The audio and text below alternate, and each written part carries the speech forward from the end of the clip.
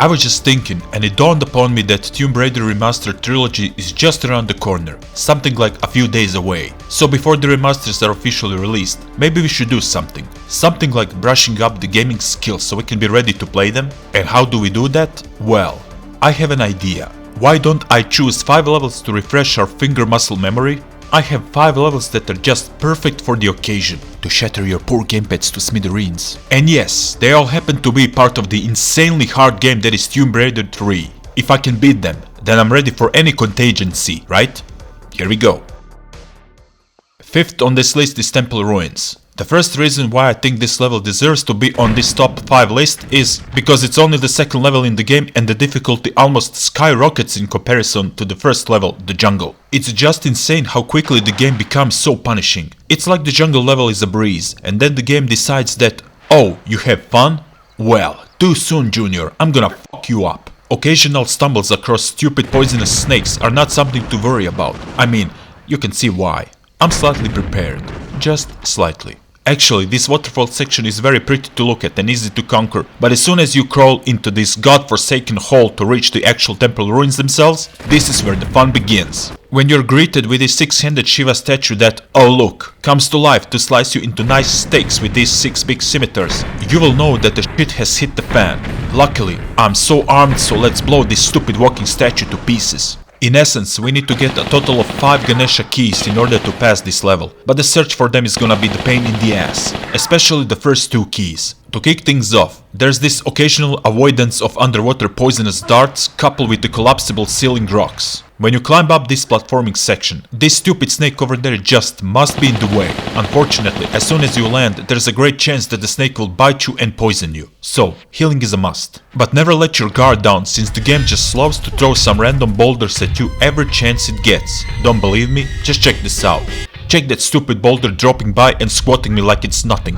And that's not all. There's some walking in the mud that can be coupled with the falling parts of the collapsible ceiling rocks. Invisible platforms, which is a cool concept by the way. And lots of spikes. There are moving spike walls trying to crush you while slicers wants to slice your legs. Spike walls trying to get you while you're trying to run for the Ganesha key. Spike ceiling trying to crush you while you climb up this wall, like some sort of a race. Or spike ceiling trying to get you while you pull the levers as fast as you can so you can drop lower to get the key. Done? Nope. There are spikes even underwater waiting for the current to push you into them. What can I say? This is just one big spike frenzy. If you manage to survive all of that, let's go to the number 4. The 4th place on my list is reserved for the Madubu Gorge. One of the main reasons for that is the infamous kayak section and its lack of playability. No really, no matter how hard I tried to steer the boat in the direction I wanted, most of the time it just wouldn't happen. So it's not surprising to lose some health while going down the waterfalls. After all, some cruel motherfuckers set these traps just at the bottom of them to add insult to injury. Well, thanks for that. I think it's downright impossible to do a clear no damage descent on the kayak. Even some higher waterfalls will damage Lara. No matter how hard you paddle backwards, you will damage yourself at least slightly. This level actually has 2 kayaks. The easier way is to get this one right from the beginning of the level. Another one is on a totally opposite side of the level map, and that is exactly where we are going to go, because we don't mind prolonging our misery by at least a third of the level length, right? Madubu Gorge is so pretty. You can just stand and marvel at all of these waterfalls and gaze at the distance that is not drawn simply because of the locking power of PlayStation 1. Never mind, it's still pretty, just check it all out. But don't do it for long, because this level will unleash its ugliness towards you with these numerous traps and hard sections. Since this game loves boulders very much, rest assured you'll be attacked by many of them, and just when you think you avoided every single one of them, there is yet another one trying to make a pancake out of you. There's also occasional fires here and there, so watch your steps so you do not become a human torch like me. And yeah, this level is mostly water based. And in this instance, the water is a deadly experience most of the time because of the strong current, so you need to find a solution for traversing the level elsewhere. Yep, just look at the ceiling and all those cracks inviting you for lots of monkey bar extravaganza. Luckily, Lara has infinite stamina, so that's not a problem. Overall, Madubu Gorge is a hard but cool platforming experience until you open that big hole in the middle. Tread carefully with your kayak so you don't kill yourself while descending into vertigo. And that's that, the level is finally done.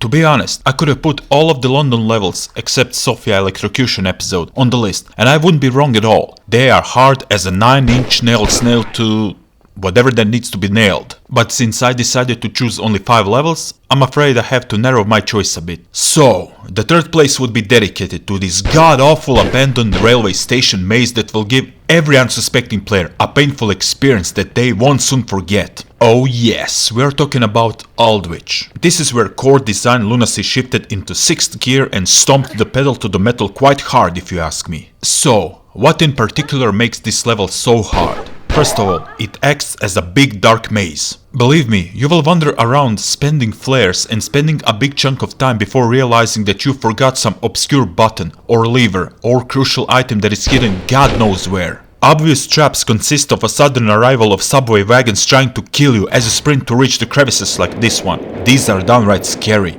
I hated them as a kid and I hate them now. What about this nonsensical big drill section? So you need to descend down before it makes you into a minced meat. Okay, cool, but you won't make it. You will die at least several times doing what's simply called trial and error until you figure out how to drop down in one piece. So cool.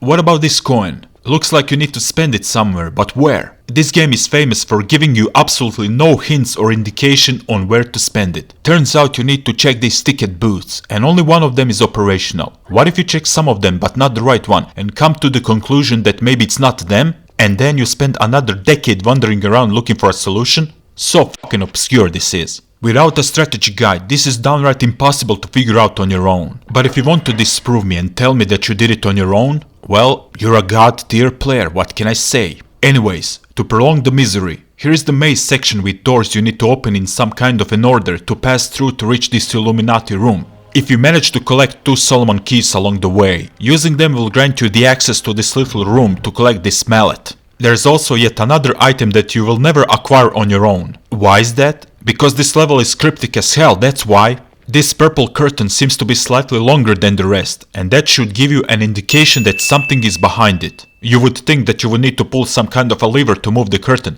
but no. Check this out. You just simply need to get through it to collect a star. Wait a minute, through it? How the fuck was I supposed to know that? Jesus Christ, this level is pissing me off once again. Let's carry on.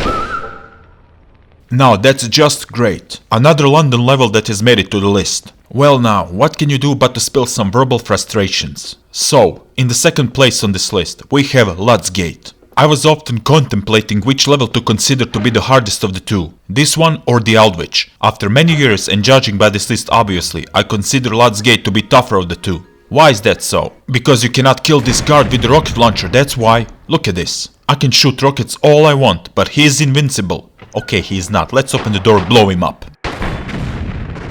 Well anyways, this natural history museum part in which you need to do some platforming to reach the upper part to collect the embalming fluid is not that hard. Egyptian motifs are always cool to see even for just a tiny bit of the level.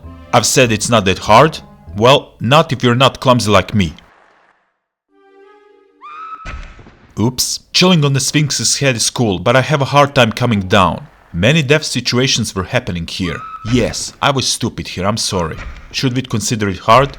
Well, I think we should, to a certain degree. But that's all absolutely nothing in comparison to this underwater hell that is about to arrive. First of all, it's so dark and it's hard to see. Couple that with enemy divers, alligators and hidden levers and you will find yourself diving around aimlessly for hours. The crown jewel of all of the hard sections in the entire game is this big underwater room with many passages that contain doors and levers. You need to decipher the order in which you will open the doors and levers while keeping an eye to the oxygen meter, because you do not want to drown after all. This drags the experience to a very slow pace, so it makes the level feel so much longer than it actually is. You will also have this yellow underwater vehicle that is supposed to help you dive more easily and can shoot harpoons to these assholes. But to be honest, controlling it feels clunky, so I opted for leaving it alone and doing these long dives by myself. Even though it has 10,000 harpoons as you can see, I'm not gonna use it. I have my personal harpoon gun for that. Cheating and stuff, you know. Anyways, Lara has a sufficient lung capacity to handle these long dives, if you know where to go obviously.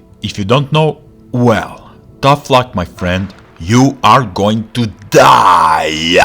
If you manage not to drown yourself, you will encounter some traps like this fire section or these pistons waiting to crush you just to spice things up. Because why not? Like eternal suffering underwater wasn't enough. But if you manage to pass it all, then you know your shit. This game is too easy for you then.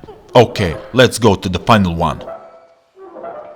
Even though RX Tech Mines has its fair share of hard moments culminating with an apocalyptically hard underwater dive section at the end, I think the first place for the hardest level in the Tomb Raider 3 belongs to the lost city of Tinos. So what did this level do to me that it deserves to be on the top of this infamous list? Judging by the beginning of the level, you would think that I'm downright insane. What's so hard about this section? It's just some light platforming coupled with pulling levers. No enemies and sudden traps to throw you off your mental cliff. What more would you like to have? I know, you want some challenge to justify the podium position. Press these 3 or 5 buttons up here to open the barred door underneath and let's go to do some challenges. First of all, you have only 2 types of enemies, but they are annoying as hell. These wasps are constantly coming to irritate you with their sting attack and their sound. As soon as you kill one, there's another flying your way. Like they are infinitely respawning or something. And there are these mutants. These are the toughest. Trying to kill them with a desert eagle takes some time. Wanna try your luck with the rocket launcher? They can withstand several rockets too. Damn! And they're fast and they can shoot these blue balls of light. So yeah, they're tough. You know what? Even that is somewhat manageable. What is truly hard in this level is the hunt for the 4 oceanic masks. You need to beat 4 elemental trials to collect them. I've come to this water section first, and as you would imagine, it's dark waters filled with lots of rotating slicers and ways to go. These slicers will occasionally hurt you or kill you by hitting your head if you're dumb like me. After being cut by slicers so many times meandering around, you will eventually get one mask. So it's time to hit the wind section. The wind section is like a big maze that will give you some time to contemplate about your life. Except not, if you follow the left walls like me, or right walls. Eventually you will reach this hill riddled with spiked barrels that are ready to rumble down as soon as you approach. So zigzag jumping left and right is a must. And as you can see, the mask is up there. So let's collect it and let's go to the earth section. The earth section is a tricky one. If you travel through mud the wrong way, you will drown. Collecting the mask will initiate earthquakes. This means falling rocks here and there. If you're not careful, of course you'll die by occasional rock falling right onto your head, multiple times. Well, thanks game, I appreciate it. So I need to do another trial and error run until I figure out where to avoid them. And I just hate luck-based stuff. And this is luck-based. Anyways, the mud is gone, so landing down is a long and a deadly way to go. Not recommended. And now the fire section. This one is quite an interesting one. After reading some of the comments on my Tomb Raider 3 video, I finally gathered that using flares will light the safe pillars on the map. And now this jumping part gets easier, except this last one that is timed. If you're too slow to jump and go, you'll get burned. This other room is harder. Invisible platforms are making a return, coupled with 4 fire-breathing moving statues. Timing and proper jumping is the key, but beware, at the end there is this swinging fire lamp that will burn you if you're not careful, like me. Okay, let's just avoid the lamp and let's try to collect this mask. This is the last one. So, there is another room we need to clear. This one is a big one and has a lot of moving platforms and levers to pull until you figure out the way to reach the last lever. This can actually take some time, and one wrong step means falling to your death, Captain Obvious. Of course, these giant flies will be there to disturb you just because platforming just isn't enough. Watch out so they don't push you over the edge. They can actually do that sometimes. To sum it all up, this level is long, hard, sometimes tricky, and hard, tricky, long, and hard, and tricky, and long, and even longer, and harder, and tricky, and harder, and long. You get it. If you manage to beat it, congratulations, then you are worthy to play Tomb Raider Remasters. I'm giving you the permission and I'm giving you the medal. Here you go. Just kidding. But it's been one hell of a ride, these 5 levels, right? So there you have it, my top 5 list of the hardest Tomb Raider 3 levels. If you master these, then you are more than ready to play the remasters. After you graduate these 5 levels, everything else is gonna be like an easy stroll through the park. But never mind that. What do you think about the list? Do you agree with me, or you have some other levels you consider hard?